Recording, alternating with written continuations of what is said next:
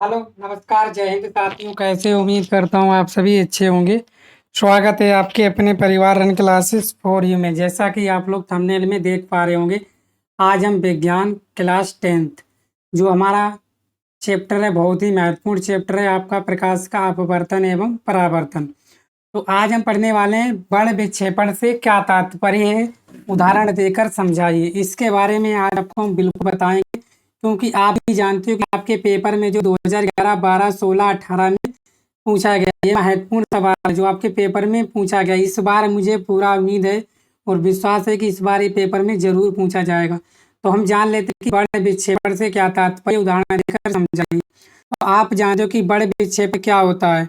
मतलब बड़ विक्षेपण क्या होता है? जब कोई सूर्य का प्रकाश किसी प्रिज्म के एक फलक पर पड़ता है, ठीक है ना, तो दूसरे पटल पे क्या होता है, निर्वात में जो 7 रंग आपके होते हैं ना, वो उसमें 7 रंगों में विभाजित हो जाता है। इसी को कहते हैं हम लोग।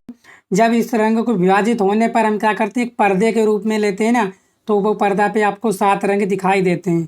वो 7 रंग आपके कौन कौन से होते हैं, मैं उनको डिटेल में आपसे डिस्कस करूंगा अभी। ठीक है ना, तब तक के लिए आप लोग वीडियो को शेयर कर दीजिए अपने साथियों के साथ, क्योंकि बहुत ही महत्वपूर्ण आपका टॉपिक है और आपके पेपर में हर बार पूछा जाता है।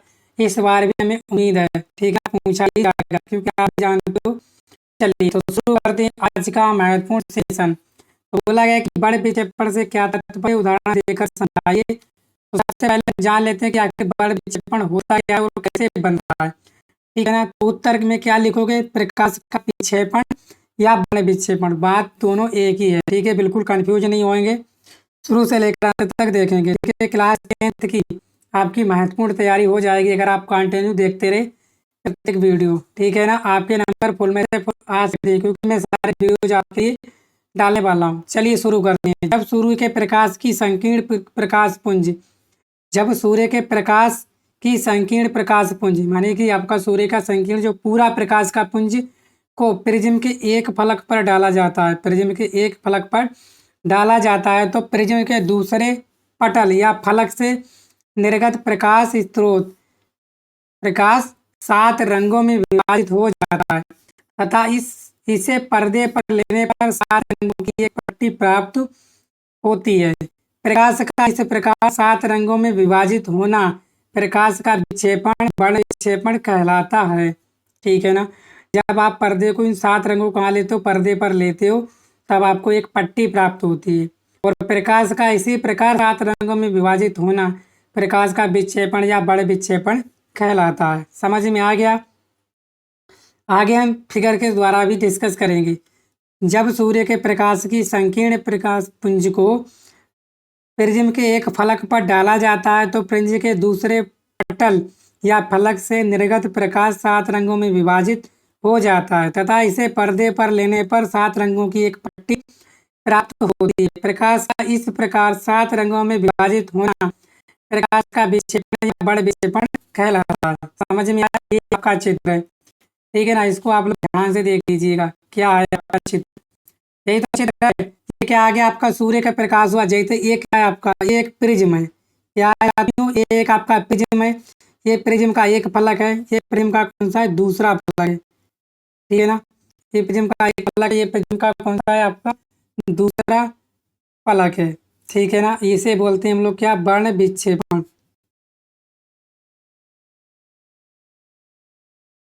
ठीक है ना, आगे आगे क्या है देखो, जैसे सूर्य का प्रकाश एक फलक पर पड़ता है, वैसे ये दूसरे फलक पर जाकर क्या होता है, प्रकाश 7 रंगों में क्या हो रहा है, आपका विभाजित हो रहा है।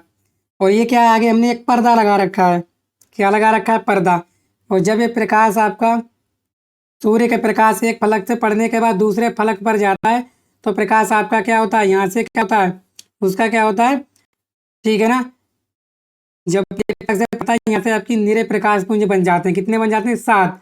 ये 7 पुंज जो है आपके दूसरे फलक से निकलकर हम एक आगे क्या लगाते थे, पर्दा लगा लेते थे। पर्दे पर हमें जो है 7 रंग जो है उस पे क्या होता है, आपको दिखाई देते हैं।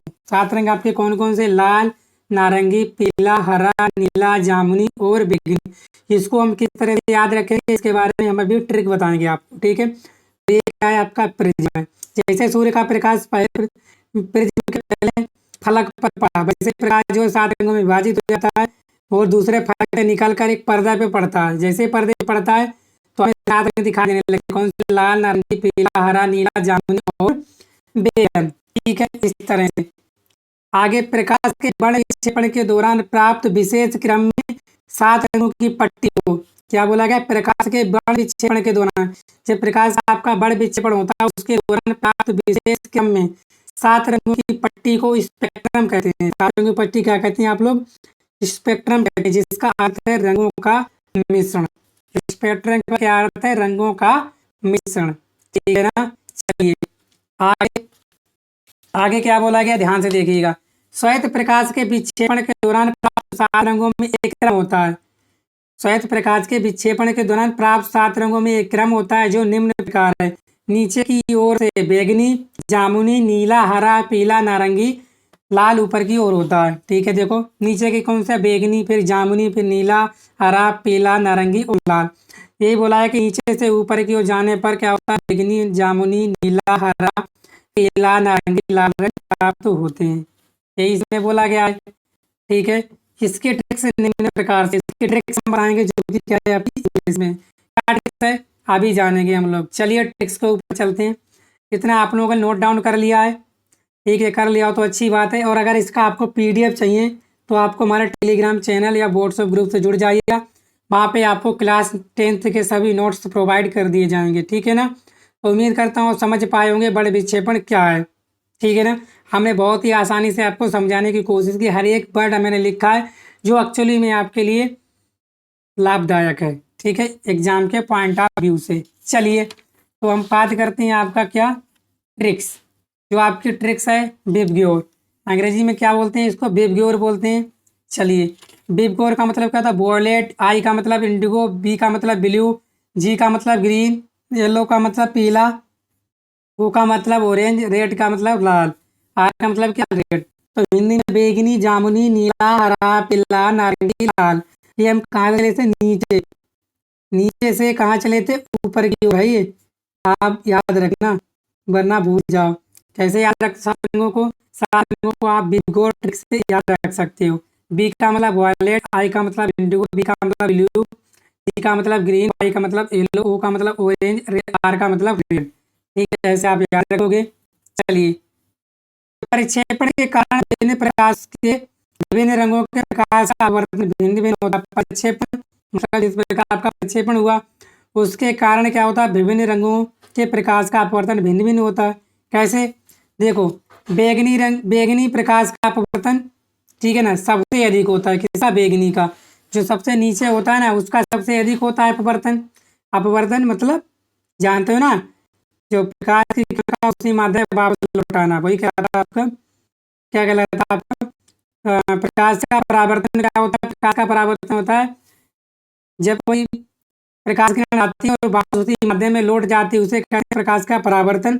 और अपवर्तन कहते हैं जब कोई प्रकाश की किरण बिना सघन माध्यम में जाती है तो लंबी की ओर झुक जाती है या दूर हट जाती है।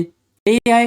ठीक है ना। तो क्या बोला गया कि बैगनी प्रकाश का अपवर्तन सबसे अधिक होता है तथा लाल प्रकाश का अपवर्तन सबसे कम होता है। इसी कारण बैगनी रंग स्पेक्ट्रम में नीचे तथा लाल रंग स्पेक्ट्रम में सबसे ऊपर प्राप्त होता है। अब आपको समझ में आ गया होगा कि बैगनी रंग का स्पेक्ट्रम सबसे नीचे की ओर क्यों होता है, क्योंकि उसका जो है क्या होता है? अपवर्तन। बैगनी रंग का अपवर्तन क्या होता है? सबसे क्या होता है? सबसे अधिक होता है, इसीलिए सबसे नीचे होता है।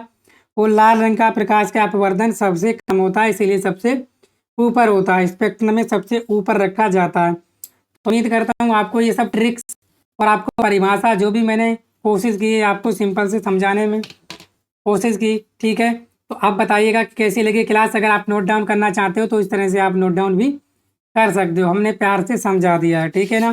इस तरह से नोट डाउन भी कर लीजिएगा। ठीक है, बड़े विषय पर मैं समझा दिया। अब आप लोग इस तरह से लिख के नोट्स बना के तैयार कर सकते हो। ठीक है ना। Thank you.